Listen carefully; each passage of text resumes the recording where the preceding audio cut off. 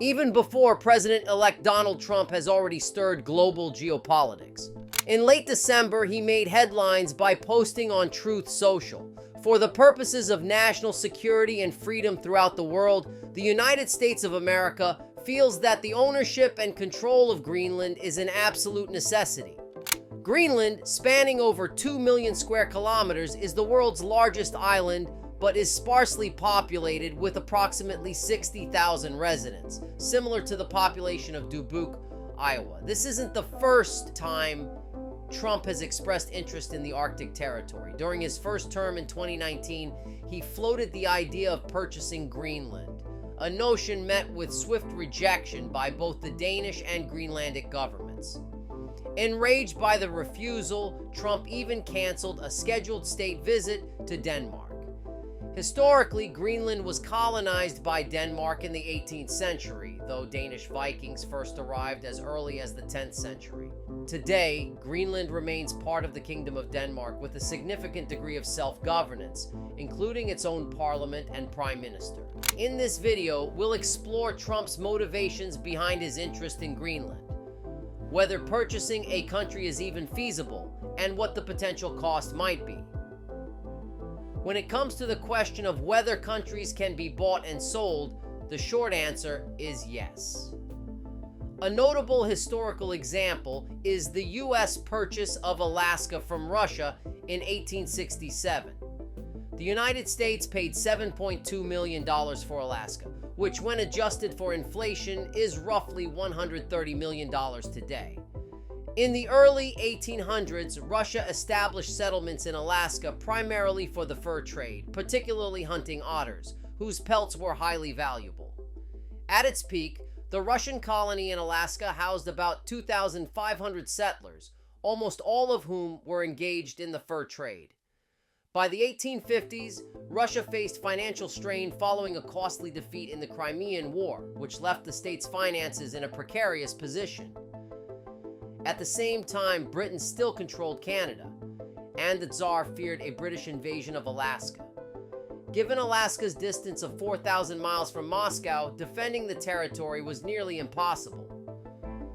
Selling Alaska to the United States allowed Russia to eliminate a strategic liability while securing much-needed funds. The purchase of Alaska was authorized by U.S. President Andrew Johnson and carried out by Secretary of State William Seward. At the time, the acquisition was heavily criticized by Johnson's political opponents, who mockingly referred to Alaska as Seward's icebox. They claimed that Russia had tricked the U.S. into paying a significant sum for what they saw as a barren tundra with little economic value. However, Alaska later proved to be immensely valuable due to its vast reserves of oil and other natural resources, something unknown at the time of purchase. The situation with Greenland today is vastly different. Denmark is not facing financial hardships, nor is Greenland under threat of invasion, giving them no incentive to sell. The Danish Prime Minister, who firmly rejected Trump's proposal in 2019, remains in office and is almost certain to dismiss any similar proposal now.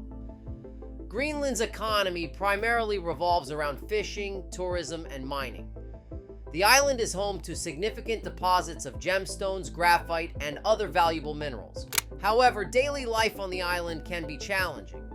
Nearly all consumer goods must be imported, resulting in steep prices and limited availability. Common conveniences like ordering items on Amazon, dining at McDonald's, or enjoying online gaming with high-speed internet are unavailable to most residents. With limited recreational options, many residents turn to alcohol as a way to cope. Greenland has one of the highest rates of alcohol abuse globally, with over half of young men reporting excessive drinking. This has exacerbated a widespread mental health crisis, often with tragic consequences. Given these challenges, why is Donald Trump so eager to acquire it? Interestingly, around the same time he expressed interest in purchasing Greenland, Trump also shared a tweet about the Panama Canal. On December 21st, he stated, quote, "The U.S. has a vested interest in the secure, efficient, and reliable operation of the Panama Canal. The canal was given not for the benefit of others, but merely as a token of cooperation with us in Panama. If the principles, both moral and legal, of this magnanimous gesture are not followed, then we will demand that the Panama Canal be returned to us in full and without question, unquote. The Panama Canal, built in the early 1900s under U.S. leadership and primarily funded by the United States, was handed over to the Panamanian government in 1999. It plays a crucial role in global trade by allowing ships to travel between Asia and the U.S. East Coast.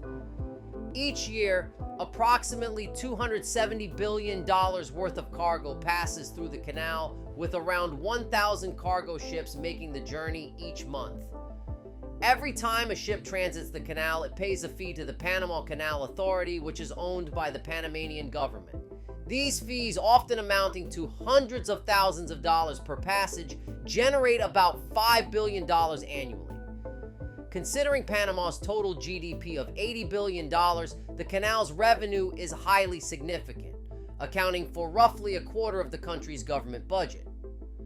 While Panama's government sets the shipping fees, some factors are outside its control. For example, a severe drought in late 2023 and early 2024 caused the canal's water levels to drop, making it unsafe for large ships to pass. This significantly reduced the number of ships that could transit the canal, disrupting trade and driving up shipping costs. So how does this relate to Greenland? Before the Panama Canal was built, cargo ships traveling from Asia to the U.S. East Coast had to navigate around South America. For instance, a journey from Shanghai to New Jersey spanned approximately 19,000 miles.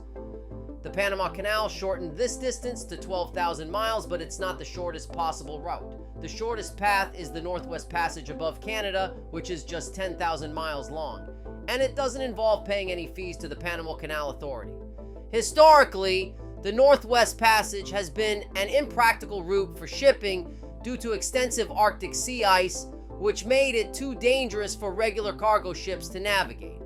However, in recent decades, the extent of Arctic sea ice has significantly declined due to climate change.